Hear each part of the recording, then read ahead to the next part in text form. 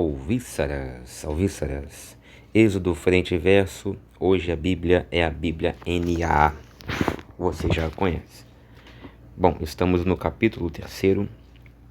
Começa aí, como você vê na tela, com a perícope Deus fala com Moisés.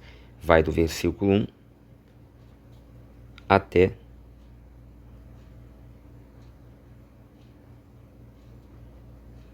o versículo 22. Ou seja, uma perícope também.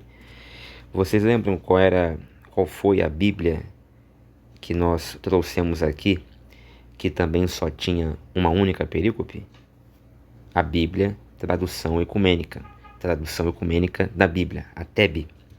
Muito bem, então a NAA ela vem na mesma esteira da TEB, né? Ela estrutura pericopalmente, digamos assim, o texto do capítulo 3 também com uma única perícope, igualmente a tradução ecumênica da Bíblia, tá? Essa é a NAA.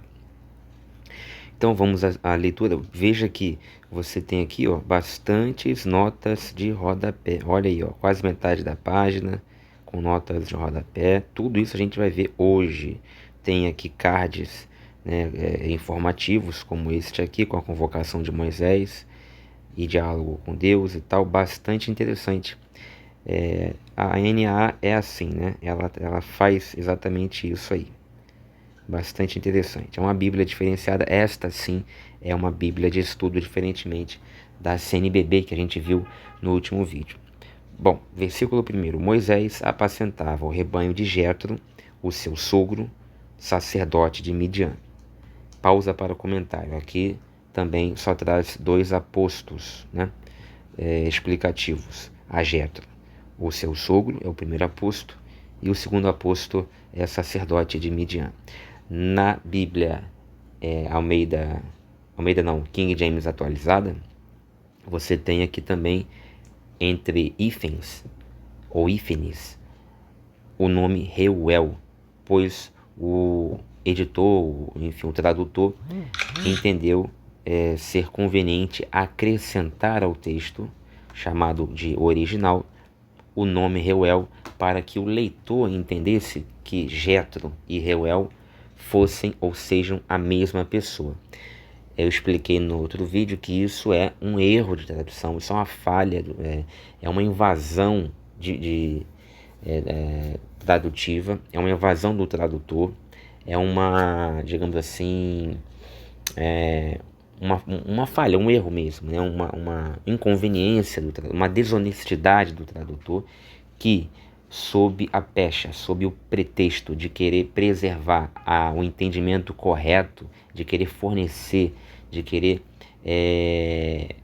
tornar exclusivo o entendimento correto, tornar, digamos assim, alcançável o entendimento correto, garantir um único e somente um único entendimento o correto do texto ao leitor, o tradutor, ele acrescenta esse nome Reuel como aposto explicativo a Jetro. Já expliquei isso lá no outro vídeo. Então ele traz assim, Jetro, Reuel, entre hífens, aí continua, o seu sogro, sacerdote de Midian e tal. Isso é não apenas um equívoco, na verdade não é um equívoco, isso é um erro intencional do tradutor, tá? Porque quando ele faz isso, ele está dizendo, em outras palavras, mesmo que sem perceber, que Reuel e Jetro são inequivocamente a mesma pessoa. E isso não está garantido, isso não é garantido. O texto bíblico não amarra isso. O texto bíblico não amarra isso de maneira inequívoca. Já vimos que há a possibilidade de Jetro ser, digamos assim, se eu não me engano, é o filho, né, de Reuel, e Reuel ser o cara mais velho aí da dupla, né? Só que aí, quando, segundo a explicação de alguns, acho que o Adam Clarke diz isso, quando Moisés chega a Midian, ele fica lá 40 anos, ele teria chegado lá com Reuel no comando, ali no sacerdócio, Mas aí Reuel, muito velho, morre, né? E aí assume Jétro. Claro, isso não está na Bíblia, essa explicação. Não é uma possibilidade. E aí Jétro continua sendo o manda-chuva ali, o chefe, né? Assume o papel ali do Reuel, mas não seriam a mesma pessoa. E o bacana de você não colocar o apóstolo explicativo Reuel no texto, como a maioria das Bíblias fazem corretamente, é que você não amarra, você não amarra a interpretação, você não impede que essa interpretação do Adam Clarke, que eu acabei de falar, seja feita. Entendeu? Então, isso é mais um exemplo, né, de invasão do tradutor, de ultrapassamento de limites do tradutor, de erro, para ficar mais fácil. Tá? E levando o rebanho para o lado oeste do deserto, olha que interessante, para o lado oeste do deserto. Nas outras traduções que vimos, CNBB, King James atualizada, Padre Matos Soares, Teb, nós vimos que não aparece essa expressão levando o rebanho para o lado oeste. Não aparece oeste, aparece para dentro do deserto. Lá, porém, nos primeiros vídeos dos comentários que nós lemos, não me lembro agora qual foi o comentarista, que ele vai dizer, olha, às vezes aparece oeste, às vezes aparece dentro, porque o lado oeste do deserto era o mesmo sentido de ir para dentro. Ir para dentro do deserto era a mesma coisa que caminhar para o oeste. Muito bem. E aí chegou a Horebe e tal. Beleza. Aí aqui a gente já tem notas de rodapé. Já vamos lê-la. 3, versículo 1 a 4, versículo 31. É o chamado de Moisés. Né?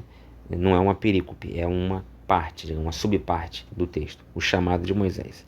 Esta sessão concentra-se principalmente no chamamento de Moisés no episódio da sarça ardente, que vai até o versículo 17 do capítulo seguinte, mas também inclui a narração de certos acontecimentos relacionados ao retorno de Moisés de Midian ao Egito, a saída pacífica das terras de Jetro, que está lá em 4, do 18 ao 20, lembretes e mais instruções do Senhor a Moisés, que também está no próximo capítulo, a preservação da vida de Moisés por Zípora, tudo no próximo capítulo, e a chegada de Arão antes de Moisés reunir-se com os anciãos de Israel.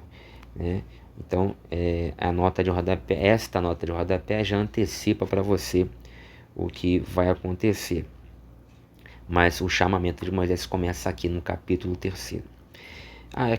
Ainda aqui no capítulo 3, do versículo 1 até o versículo 17 do próximo capítulo, você também tem um episódio da sarça ardente, como chamamento de Moisés, no contexto do chamamento de Moisés.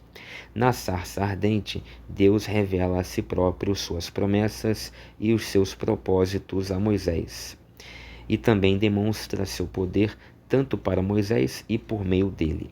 O chamamento de Moisés marca o início do papel que ele vai desempenhar como aquele que fará a mediação entre o Senhor e seu povo, e é registrado em detalhes em parte para lembrar a Israel que seguir o Senhor exige fidelidade à aliança que ele revelaria através de Moisés.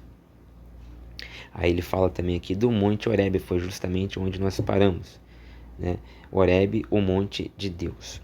O monte aonde Moisés chegou também é chamado de Monte Sinai. Veja 19:11. Veja, aqui ele afirma que o monte aonde Moisés chegou, é chamado de Monte Sinai. Ele manda ver o capítulo 19, o versículo é o 11.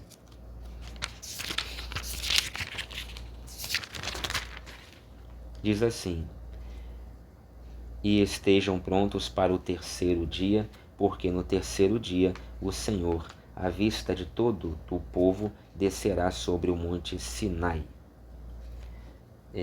Bom, aí aqui já é quando o povo de Israel já está ali para sair do Egito.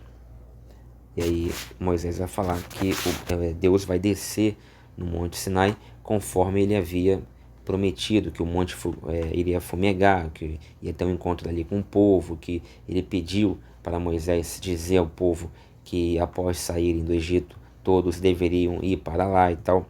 E ali o texto diz Monte Sinai. Aqui, contudo, no capítulo 3 não diz Sinai, diz Horebe. Então o que acontece?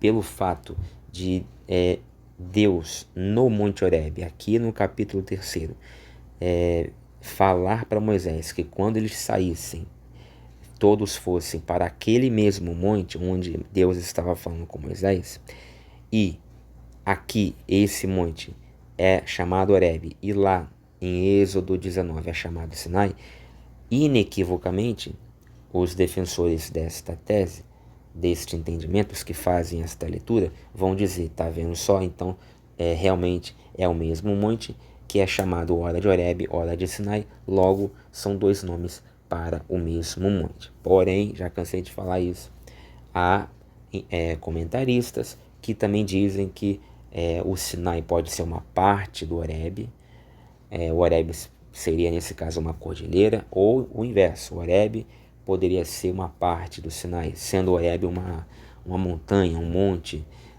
pertencente à cordilheira Sinai, tá? Então não é bom ir precipitadamente afirmando que Sinai e Horebe são a mesma coisa, antes de a gente conhecer essas possibilidades. Muito bem, Horebe geralmente é entendido como outro nome.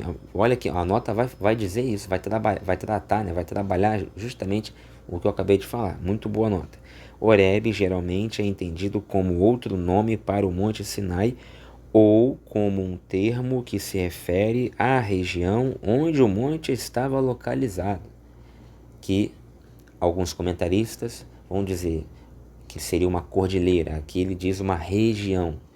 Não é a mesma coisa exatamente, mas muito bom. O Monte Sinai tornou-se conhecido como o Monte de Deus mediante os acontecimentos que estão prestes a se desdobrar na narrativa de Êxodo. Quais são eles? Deus chama Moisés na sarça ardente, no monte. Arão encontra Moisés ali também, quando retorna de Midian, lá no versículo 27, capítulo 4. Deus se encontra com Moisés no monte quando Israel sai do Egito e lhe dá a lei, lá no capítulo 19, assim que eles saem do Egito. Muito bom. Mas aí continuando, vamos lá. E levando o rebanho para o lado oeste do deserto, chegou a Horebe, o monte de Deus. Versículo 2. Ali o anjo com A maiúsculo do Senhor lhe apareceu numa chama de fogo no meio de uma sarça. Moisés olhou e eis que a sarça estava em chamas, mas não se consumia. Pausa para comentário. Então aqui ele tem uma nota de rodapé, na verdade não é uma nota de rodapé, é uma referência, uma nota de citação, de referência, né? A letra A está aqui, né? E ele aponta para você ler, manda você ler Atos 7, do 30 ao 34, que já lemos, né? Não vamos reler. Algumas a gente lê, algumas a gente não relê, a gente não lê. Aí vem, aí ele vai continuar assim no versículo 3. Então disse consigo mesmo. Aí ele vai para a linha de baixo e bota um texto, um discurso direto, né? Um discurso direto, ou seja, com travessão. E até então a gente não viu isso nas outras traduções que examinamos até aqui. Então ele não coloca entre aspas, e no lugar das aspas ele coloca, quando alguém fala, ele coloca a pessoa falando, o personagem falando com um travessão. Vou até lá para ver essa grande maravilha, porque a sarça não se queima. 4. Quando o Senhor viu que ele se aproximava para ver, Deus, do meio da sarça, o chamou e disse: Moisés, Moisés. Ele respondeu: Eis-me aqui. 5. Deus continuou: Não se aproxime, tire as sandálias dos pés, porque o lugar em que você está é terra santa. Aí ele manda ler aqui Josué 5:15 e Atos 7:33. Vamos lá então ler Josué 5:15. Josué 5:15.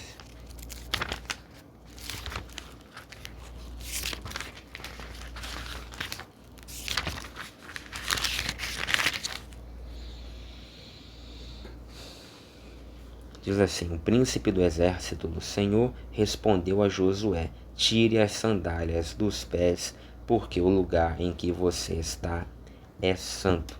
Disse a mesma coisa a Josué e a Moisés. Aí em Atos 7:33, vamos lá também de novo, em Atos 7:33.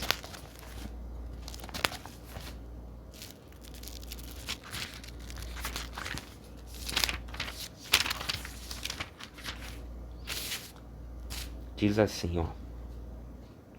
Então o Senhor disse: Tire as sandálias dos pés, porque o lugar em que você está é terra santa. Certamente vi o sofrimento do meu povo no Egito, ouvi o seu gemido. Aqui ele repete o que Deus falou, né, para Moisés. Aqui no caso, quem está dizendo aqui se não me engano, é Estevão, né? Deixa eu ver aqui. É isso mesmo, acho que é Estevão. Deixa eu ver aqui. É isso mesmo, defesa de Estevão. Aí Estevão vai fazer esse flashback aí. Só que quando Estevão for fazer isso, quando ele for falar isso aí, esse texto aqui, que aqui está com travessão, lá não vai estar com travessão. Por quê? Porque na fala de esse texto que aparece aqui em Êxodo, de Moisés falando, lá não é Moisés falando, é Estevão falando o que Moisés falou. Então a fala de Estevão vai vir com travessão, mas quando ele cita o que Moisés fala, emprestando a sua voz a Moisés, a fala de Moisés não vem com travessão, porque já está toda a fala de Estevão no travessão, porque a fala de Moisés vem dentro da fala de Estevão. Então é a fala de Estevão, que é um texto maior, que vem com travessão. Interessante. Bom, aí ele continua aqui. Disse mais, versículo 6: Eu sou o Deus de seu pai, o Deus de Abraão, o Deus de Isaque, o Deus de Jacó. Aí manda ler Mateus 22. Bom, a gente não vai ler, não precisa. Moisés escondeu o rosto porque teve medo de olhar para Deus. 7. Então o Senhor continuou: Certamente vi a aflição do meu povo, que está no Egito, e ouvi o seu clamor por causa dos seus feitores. Conheço o sofrimento do meu povo. Por isso desci a fim de livrá-los das mãos dos egípcios, e para fazê-los sair daquela terra e levá-lo para uma terra boa e ampla, terra que mana leite e mel. Então, com relação a mana, leite e mel, já falamos exaustivamente nos vídeos anteriores.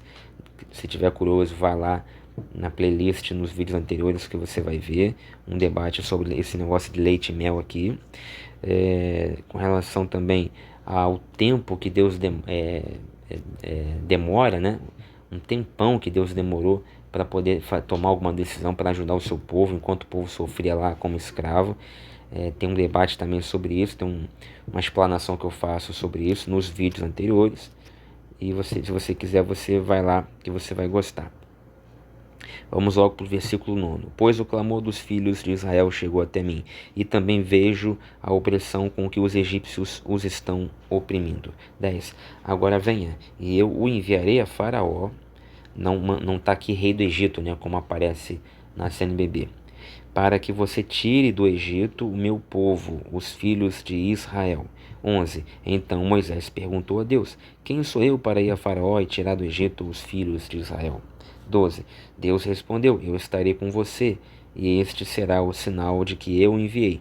Depois que você tiver tirado o povo do Egito, vocês adorarão a Deus neste monte. Então Moisés tenta se esquivar, manda um miguezinho, né, um caosinho, mas Deus já fala: calma, fica tranquilo, eu estou com você, e você vai dizer ao povo, enfim, que quando saírem, eles adorarão a mim aqui neste monte. Então fique tranquilo que eu vou com você, eu estarei com você. Deus fala isso pessoalmente para Moisés. E aí Moisés reage como? Com medo. O medo de Moisés é tanto que persiste. A fé de Moisés aqui foi pequena. Por quê? Porque se o próprio Deus fala: olha, eu estou com você, fique tranquilo. A pessoa que tem fé, que acredita em Deus, o próprio Deus falando para você naquela epifania maravilhosa da sarça, o que uma pessoa com mais fé faria? Beleza, então estou tranquilo. Então se Deus falou, tá de boa. Mas aí Moisés responde com mais uma esquiva. Ele vai e diz assim: né? Moisés disse assim: eis que quando eu for falar com os filhos de Israel e eles disser: o Deus dos seus pais me enviou a vocês, eles vão perguntar: qual é o nome dele? E então o que eu lhes direi? Né? Tentando agora se esquivar do chamamento, né? O que eu vou dizer? Colocando dificuldade, né? Aí Deus vai lá e fala: olha, você vai dizer o seguinte: eu sou o que sou. Então aqui temos duas notas, duas referências, né? A primeira, ele manda você ler Êxodo 6, do 2 ao 3. E a segunda, ele manda você ler João 8:58 e Apocalipse 1, 4 e 8. Vamos ler João 8:58 e Apocalipse 1, 4 a 8.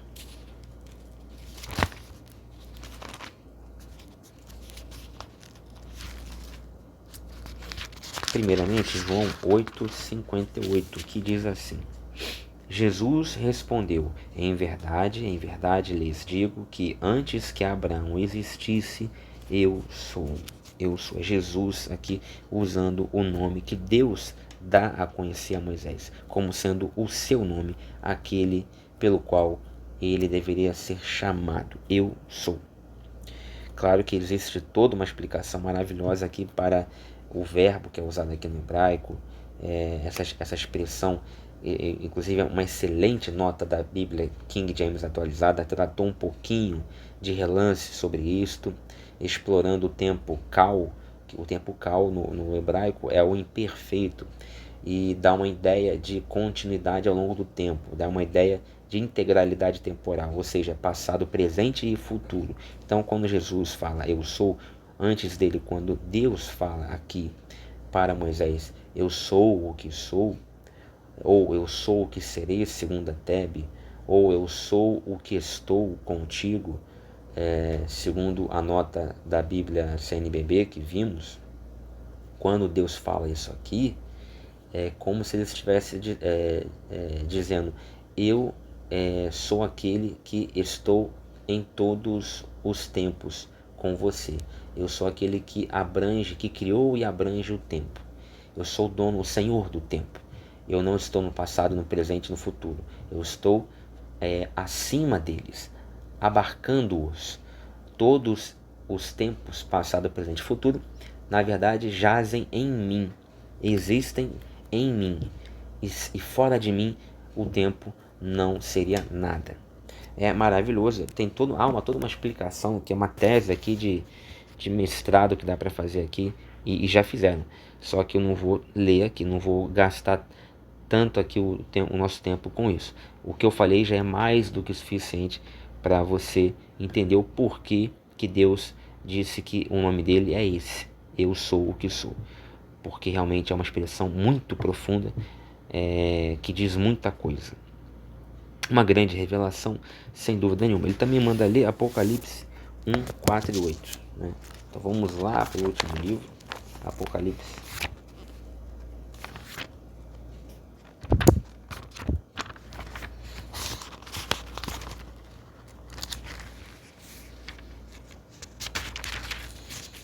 Um, 4 e 8. Capítulo 1, versículo 4 diz assim: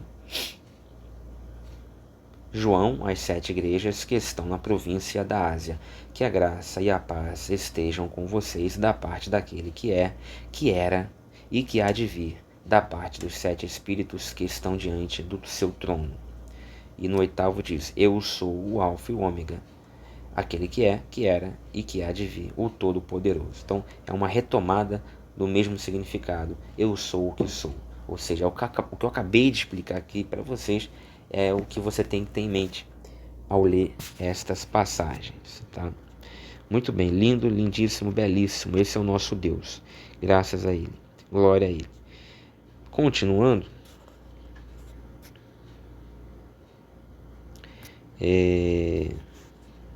Paramos onde, gente? Assim, na esquiva de Moisés, aí eu sou o que sou. Bom, aí já temos notas aqui? Temos notas aqui. Então, vamos voltar no capítulo, no versículo 2º. Onde este anjo, ele vai falar do anjo do Senhor, na sarça. Onde este anjo do Senhor aparece no Antigo Testamento, ele é frequentemente descrito como agindo ou falando de uma maneira que sugere que ele é mais do que simplesmente um anjo ou mensageiro e que está intimamente identificado com o próprio Deus. Por exemplo, em Gênesis 22, do 11 ao 18. O que temos lá em Gênesis 22, do 11 ao 18? Eu já abordei isso num desses vídeos aí, mas vamos voltar lá. Em Gênesis 22, do 11 ao 18.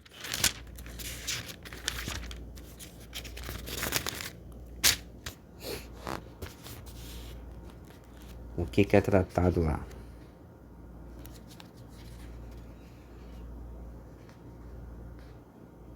Mas do céu o anjo do Senhor o chamou. Abraão, Abraão. Igualzinho aqui.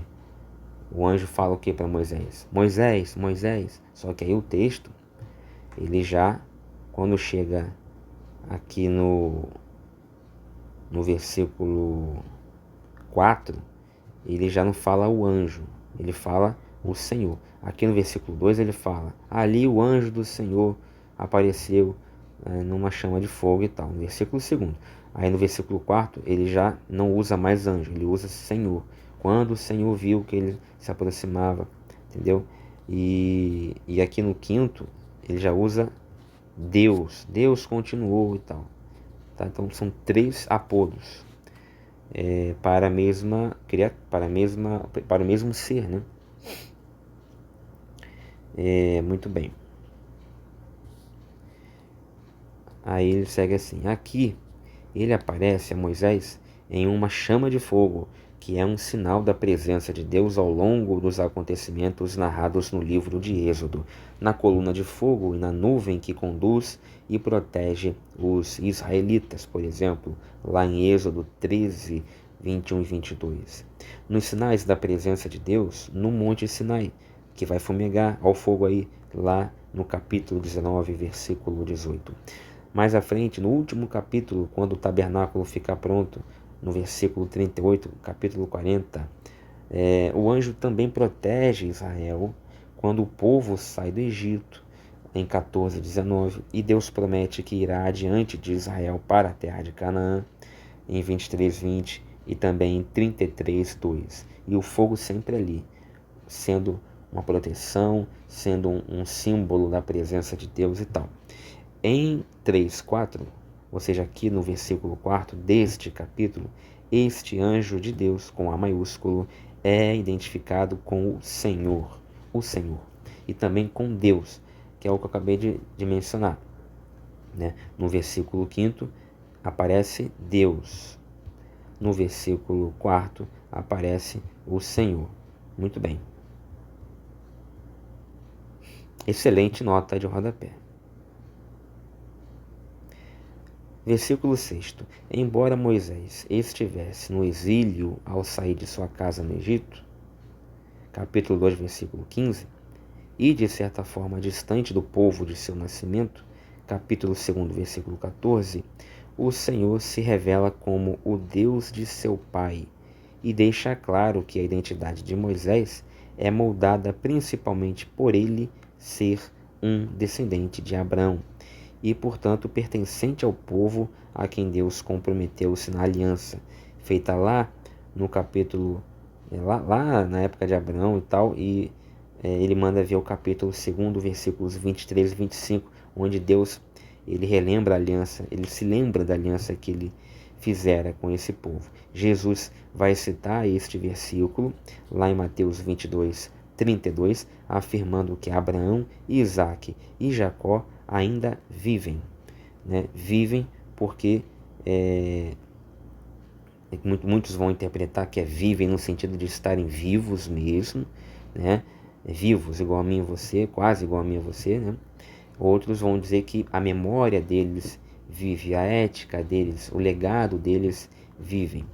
E outros vão dizer, não, vivem mesmo, vivem ambas as coisas, a memória, o legado, e eles também vivem com o corpo transformado lá na glória.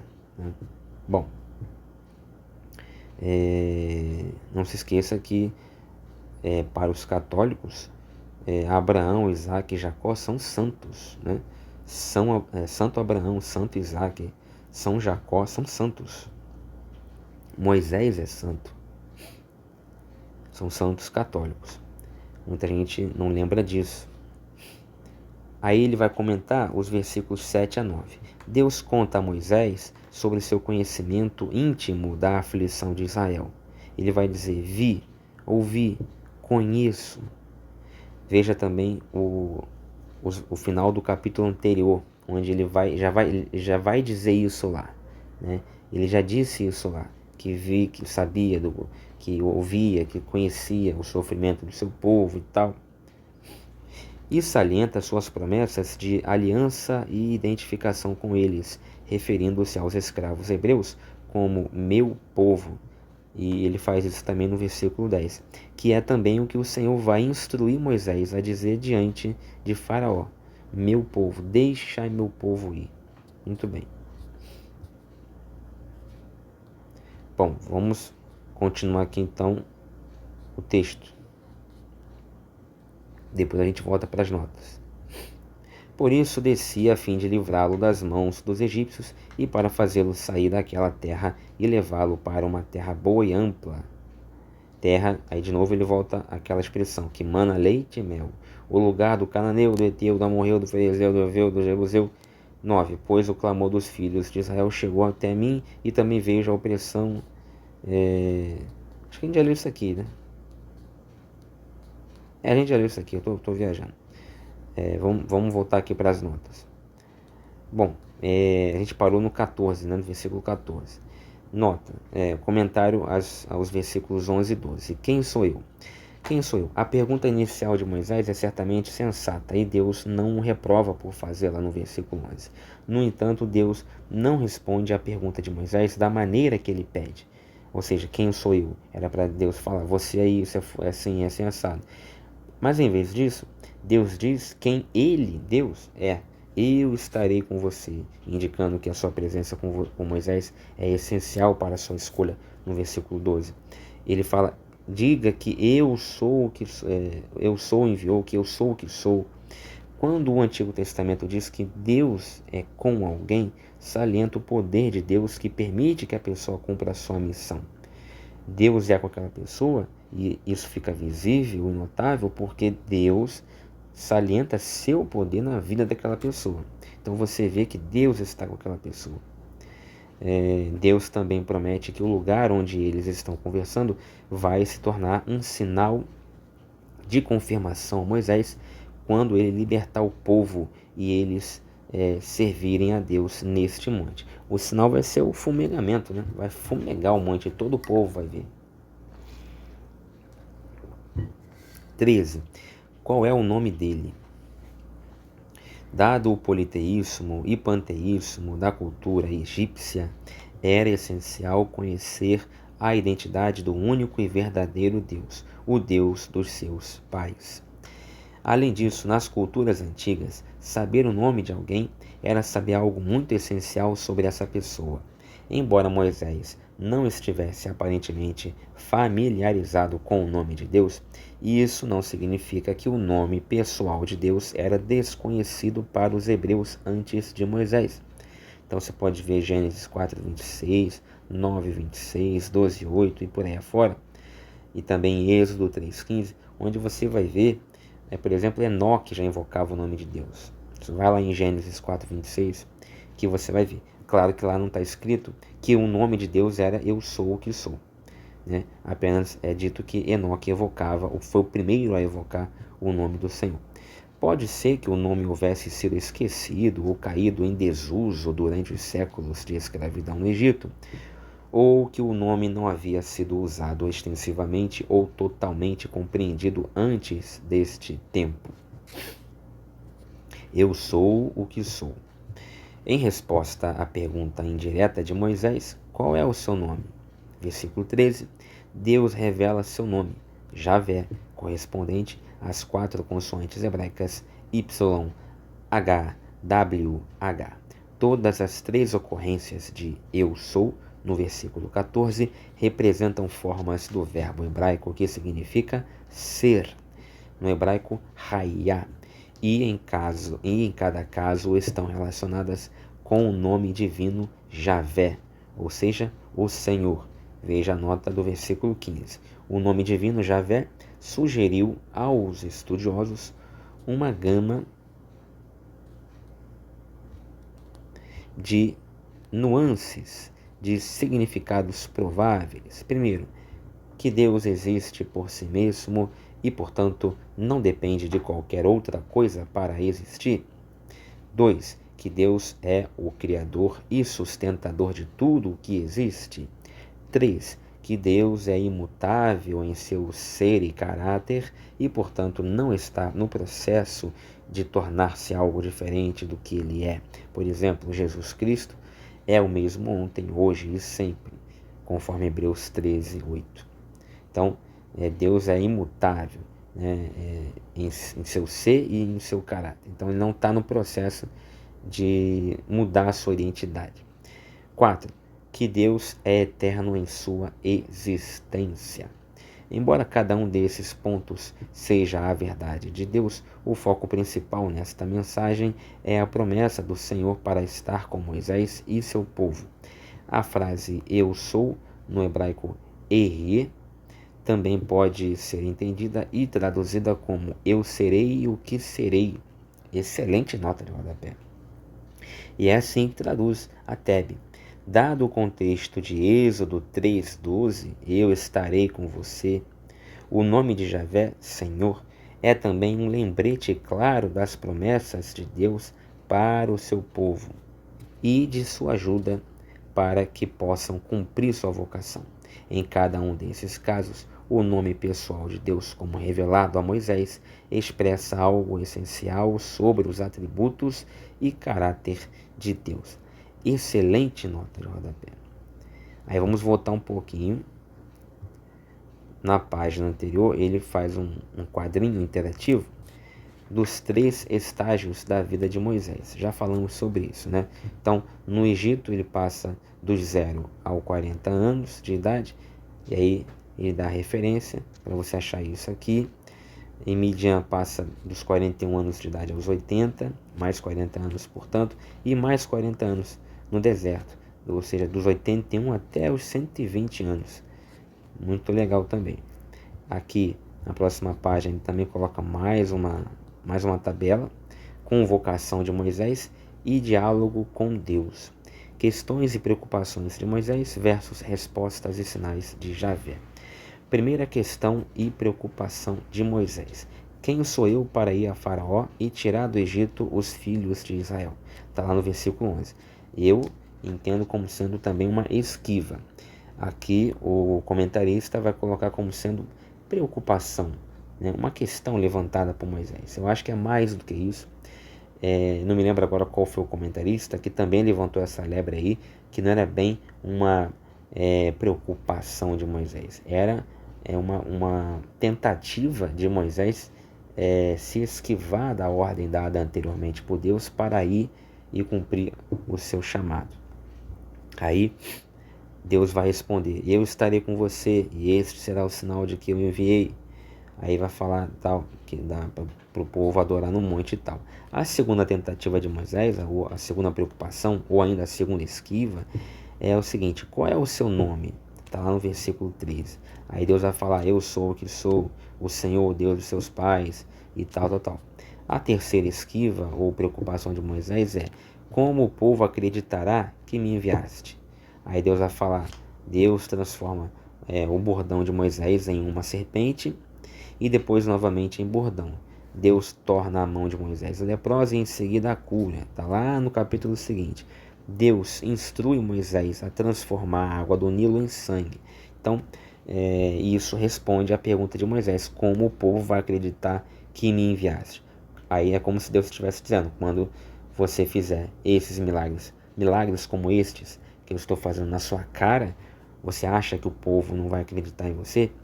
Então, Moisés de novo toma uma resposta, uma invertida de Deus.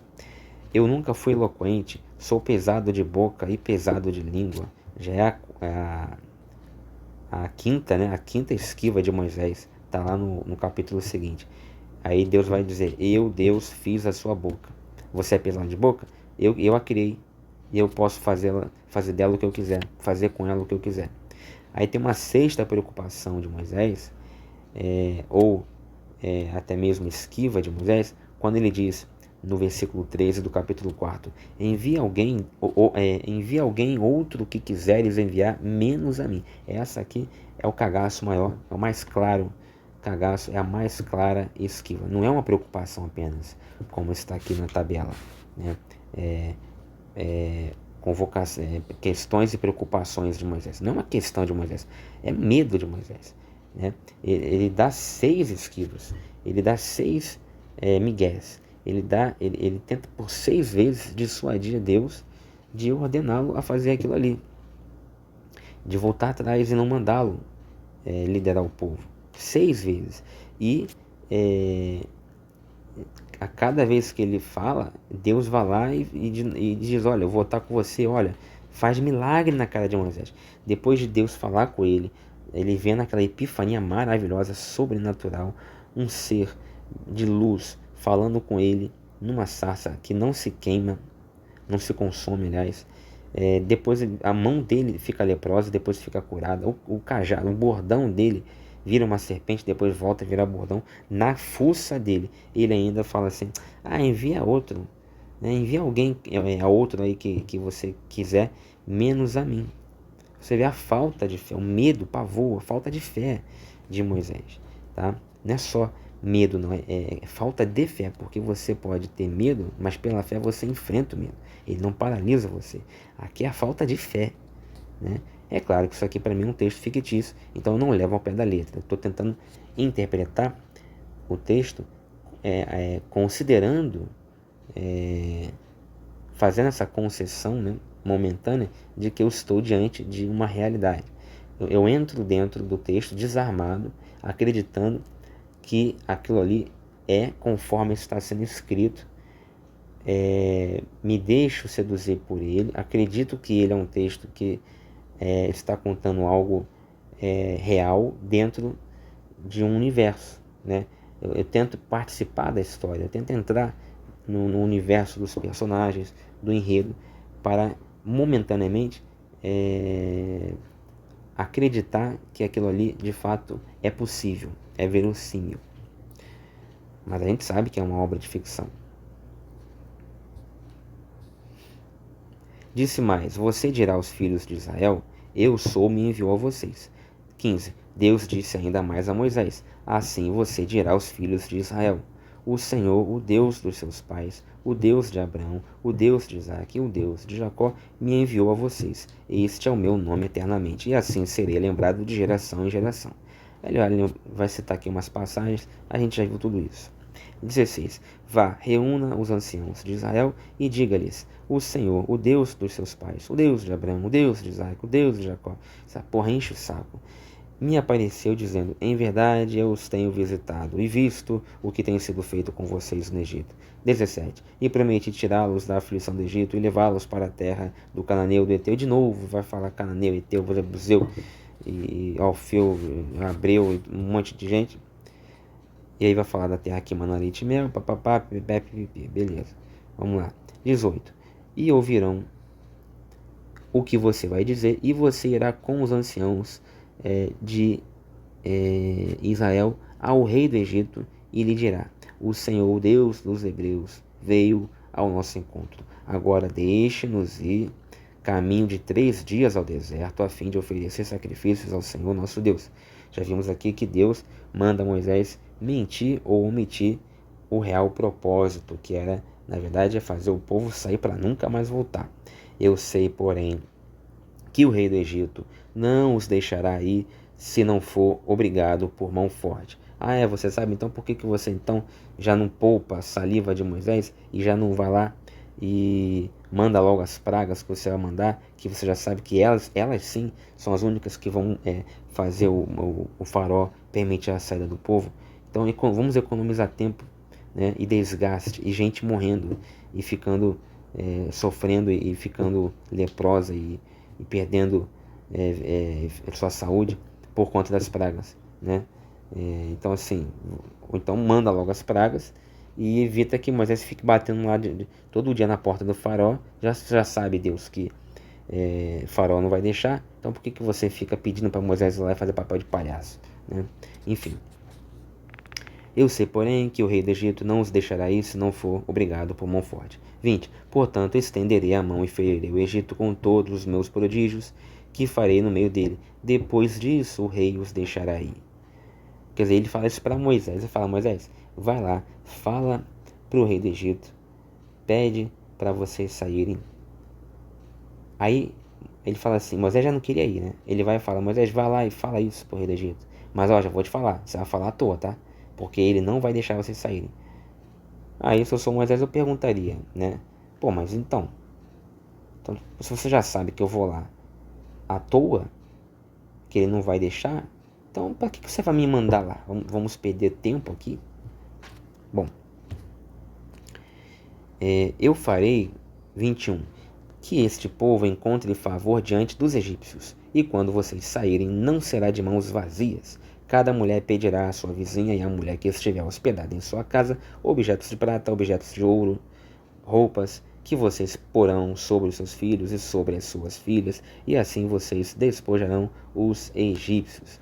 Então, tinha lá, os egípcios moravam no meio dos hebreus, um tinha como vizinho o outro, e aí o povo vai gostar do povo egípcio, vai gostar do povo hebreu, vai passar a gostar, porque Deus vai mudar o coração deles. Curiosamente, ele não muda o coração de Faraó, e tudo isso já seria resolvido no começo. Mas enfim, ele muda o coração de todas as egípcias, mas não muda o coração do Faraó, que seria um tiro só, né? Mas aí o povo vai dar ouro, prata, inclusive eles vão derreter esse ouro para fazer o bezerro de ouro mais à frente, né? E enfim, o povo tá doido que os hebreus metam o pé. Então o povo não dá logo tudo para eles irem embora daqui. Show, vai para lá que a gente não quer mais vocês.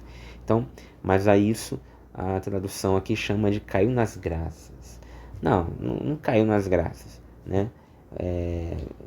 Possivelmente sim, pode ser que Deus tenha feito isso, cair nas graças e tal.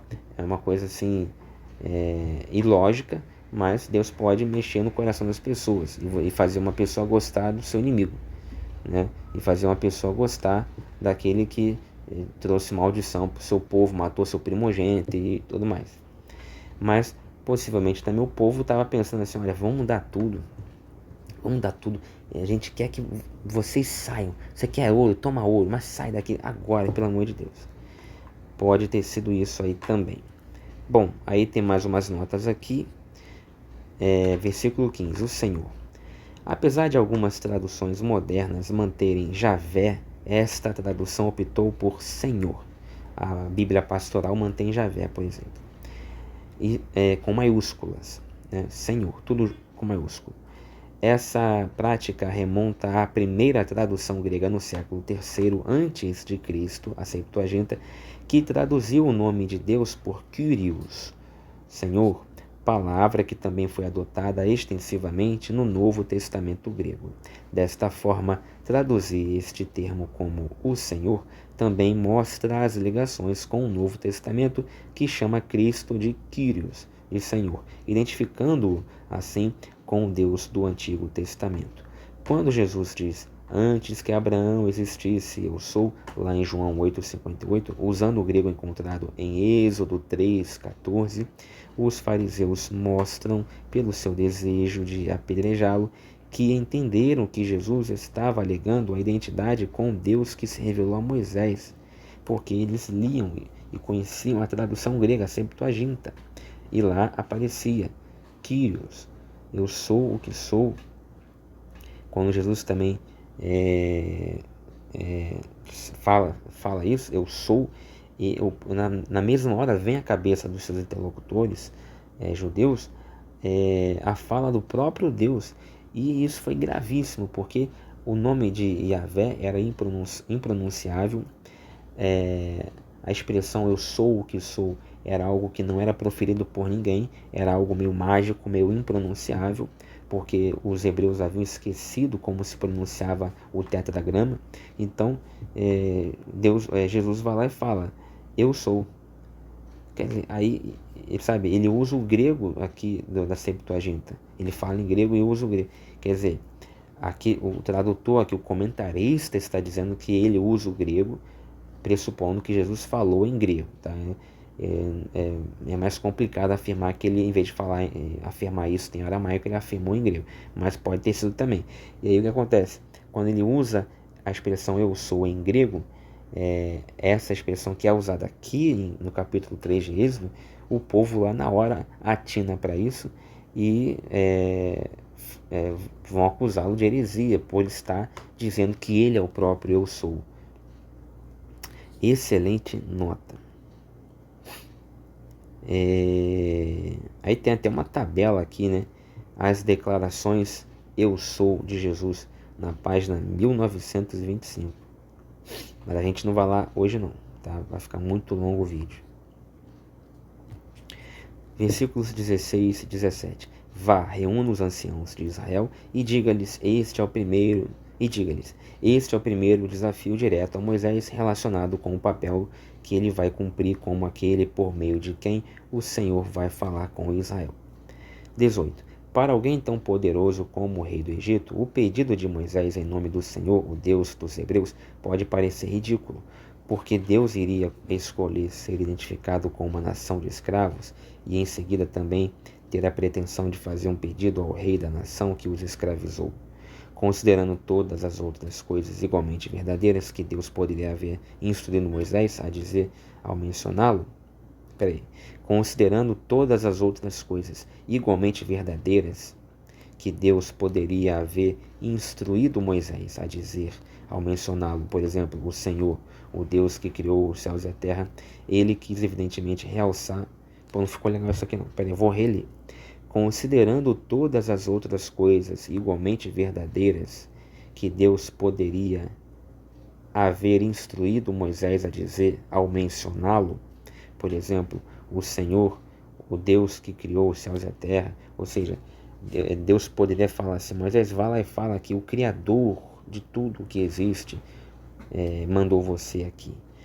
Ele quis evidentemente realçar para ambos, Egito e Israel, que ele escolheu identificar-se com o povo da sua aliança, mesmo que estes parecessem ter pouco valor aos olhos da nação a qual serviam, servindo apenas de mão de obra. Então, uma nota excelente essa nota aqui. Palmas para NA. Porque realmente, Deus, ele poderia falar, olha só, vão perguntar, Moisés falando com Deus, vão perguntar quem me mandou. Aí Deus fala, falar para eles que quem está mandando essa bagaça aqui, quem está te enviando lá, é o Deus que criou tudo, inclusive eles. Né? É o Deus que criou o Egito, é o Deus que criou o globo terrestre, né? É o Deus que criou os planetas. Beleza? Beleza. Não, Deus fala assim, não, fala que quem mandou você lá é o seu Deus, o Deus dos escravos hebreus. Isso para Faraó, pô, tá de sacanagem. Um Deus de escravos, para mim também é um escravo. Para Faraó poderia pensar assim. Bom, a fim de oferecer sacrifícios ao Senhor nosso Deus. O Senhor molda o pedido a Faraó, em termos de seu povo poder adorá-lo, como é dito ao longo das pragas. Deixa o meu povo ir para que me adore no deserto. Ele falou isso várias vezes, né? Cada praga ele falava isso. Isso significa para Israel que a sua liberdade da escravidão é regida pelas promessas e propósitos da relação de aliança com o Senhor e mostra a Faraó que a natureza dessa relação substitui qualquer alegação que ele possa ter sobre Israel. 19. O poder ou a força da mão de Deus é o meio pelo qual ele vai tirar Israel do Egito. Esta imagem do poder de Deus em atividade no mundo para salvar seu povo se repete ao longo da narrativa das pragas e do Êxodo.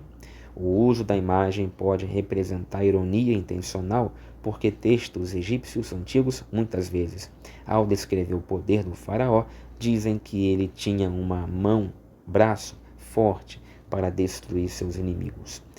E a última nota de rodapé, versículo 22, Deus diz a Moisés não apenas que Israel será levado para fora do Egito, mas também que despojarão os egípcios. A descrição deve ter parecido o que os exércitos vitoriosos faziam com as cidades derrotadas. Deus descreve uma situação em que Israel não só seria liberto da nação mais poderosa, né? Mais poderosa da região, mas também lhe seriam dados os espólios do Egito com cada mulher de Israel, simplesmente ao pedir isso à sua vizinha. Os materiais preciosos que Israel leva do Egito, entre outras coisas, vão tornar-se parte do que será utilizado para construir o tabernáculo e também para construir o bezerro de ouro, que eu já falei isso aqui também, tá bom? Vão ser derretidos para fundir o bezerro de ouro. Bom, muito boas as notas de rodapé, palmas para a Bíblia NAA, de longe até aqui a melhor Bíblia no ponto exato do capítulo 3º, né? O melhor capítulo 3º do Êxodo das Bíblias que examinamos. Parabéns aí para a NAA. Até o próximo vídeo, se Deus quiser.